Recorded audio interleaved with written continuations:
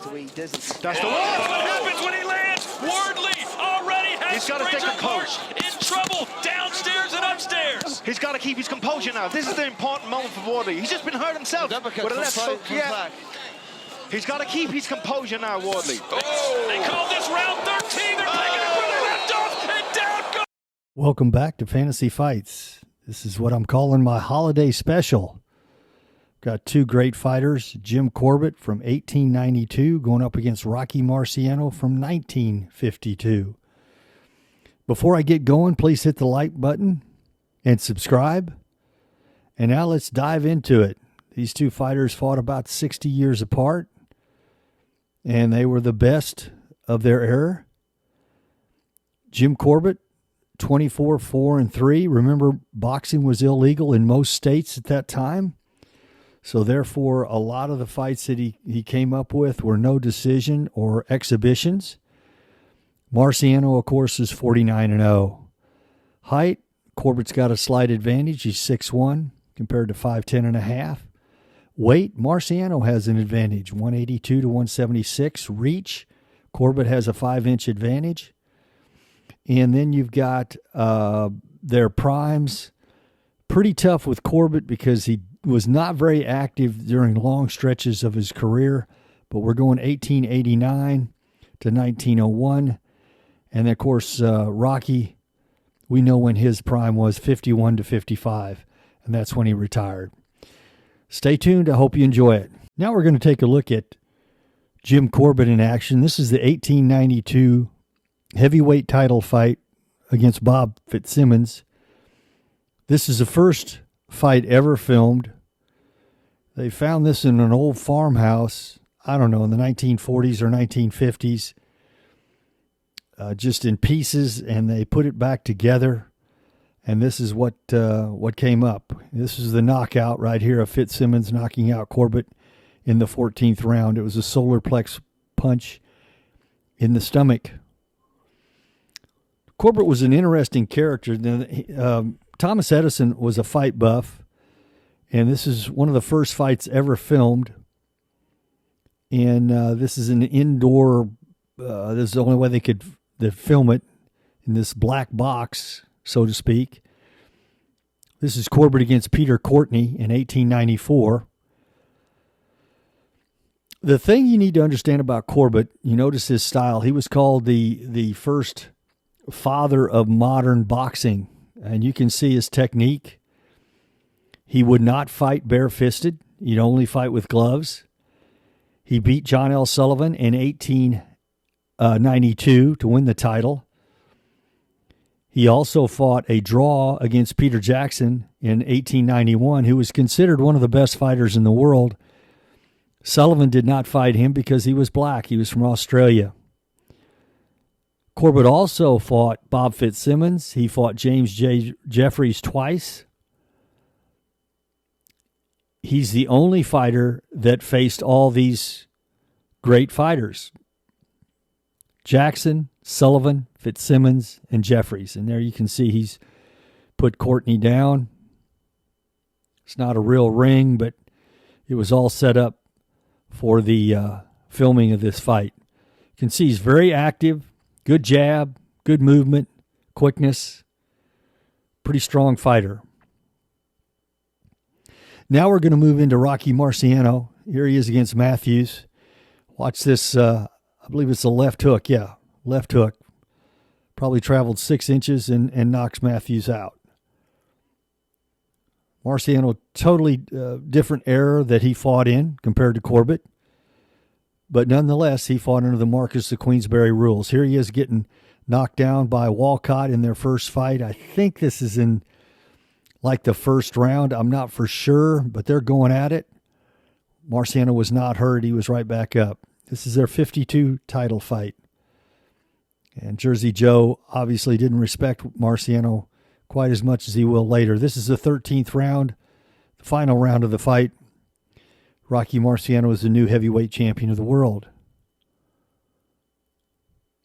And he is not going to get up. They fought a rematch, and Walcott was knocked out in the first round. Here is the last fight of Rocky Marciano's career in 1955 against Archie Moore. And Archie Moore put him down. But once again, I think he was off balance. He's not hurt. He had a good chin. Just because somebody puts you down does not mean that you have a weak chin. He just nailed him. And Moore was a real quality fighter. Top contender at that time. Held the light heavyweight title for 10 years.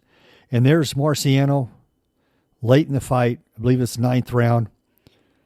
Ends the fight with Archie Moore. And this was his style. Just pound you into submission. Very tough. See how low he stays? Head weaving in and out. Relentless. Great conditioning. Moore finally's had enough and collapses in his corner. Marciano retired in 1955, officially in 1956, and took his 49-0 record with him. Now we're going to take a look at Jim Corbett's strengths and weaknesses and some of the more prominent fighters he fought. As I mentioned earlier, he fought in 1891. He fought Peter Jackson to a draw. You say, well, who is Peter Jackson? Peter Jackson was an African-American, came from Australia, and generally considered probably the best fighter in the world. And he set out to prove that. He wanted to fight John L. Sullivan, but John L. Sullivan conveniently drew the color line. So Jackson ended up traveling California and wanted to fight the top fighter in California, and that was Jim Corbett. Now, they fought 61 rounds. It was a 61-round draw under the Marquess of Queensberry rules. That means they were all 3-minute rounds. They were not fighting under bare knuck rules, which a round could last anywhere from 2 hours to 2 seconds, depending on when a person hit the ground. And then you would go back to your mark. He beat John L. Sullivan to win the heavyweight title in 1892. He was very confident, Corbett was, going into that fight because he had fought Peter Jackson, as I said, and he had sparred with Sullivan when he came on a speaking tour into San Francisco. They fought an exhibition, and Corbett did not feel like it would be much of a fight. And when they did fight in 1892, Corbett captured the heavyweight championship in a 21st round knockout. Joe Chiunsky was Corbett's rival in San Francisco, the best fighter out there outside of Corbett. And Charlie Mitchell he made his only defense from Great Britain, defeating him in 1894. Strengths, tremendous footwork, great speed, had a good jab, constantly moving, and he hit with combinations. His weakness, he had little power, and really it's highly questionable how well he took a punch. Okay, the next guy we're looking at is Rocky Marciano. And Marciano, of course, I think you're fairly familiar with some of the better fighters he fought. Jersey Joe, Ezra Charles, Roland Estarza, and Archie Moore. And endurance he was probably had as good an endurance as any fighter that ever entered the ring. That's pretty much what he hung his hat on. Fought out of a crouch, had great power in both hands, constant pressure, body attack, and contrary to a lot of people what they thought about him, his defense was really good. He stayed low. He was constantly moving.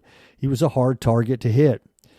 Weaknesses, he had a bunch: size, reach, hand speed, boxing ability, weak jab, and quickness. But he compensated for that with his strengths. As always, we're going to look at the comparison chart. Hand speed, got to give the advantage to Corbett. Boxing ability, Corbett. KO power, Marciano. Chin, I got to go with Rocky on that one. Corbett's chin is somewhat questionable. Size, no big size advantage either way there. Defense, Corbett was a much better defensive fighter. Matter of fact, that's pretty much was his trademark. Endurance, speaking of trademarks, that was pretty much Marciano's. Tremendous endurance. Looking at the second chart, going to go into adaptability. Jim Corbett had the advantage there. He also had the advantage in foot speed.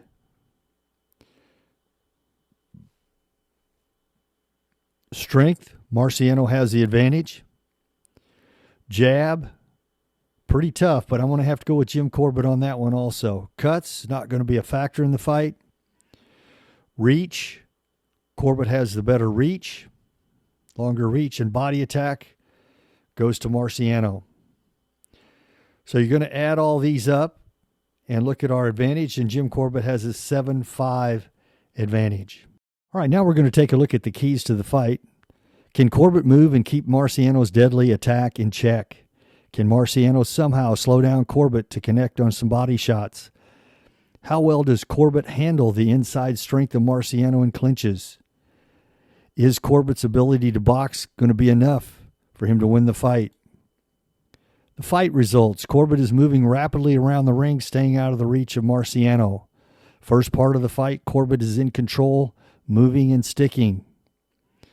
Although Corbett is winning the rounds, Marciano is undeterred by Corbett's punches. As the fight continues, Marciano is walking through Corbett's punches. Marciano is almost chasing Corbett around the ring, with Gentlemen Jim unable to slow down Marciano. In rounds 7, 8, and 9, Marciano goes to the body, and Corbett goes down twice in the 8th round and is knocked out in the 9th round. How I came to the conclusion, the scorecards were almost even at the time of the knockout. Corbett was great in his day, but I just don't see him slowing down Marciano. Corbett was nowhere near as good as Charles, Walcott, or Archie Moore when Rocky defeated these fighters. I just don't see Corbett having enough power to slow down Marciano.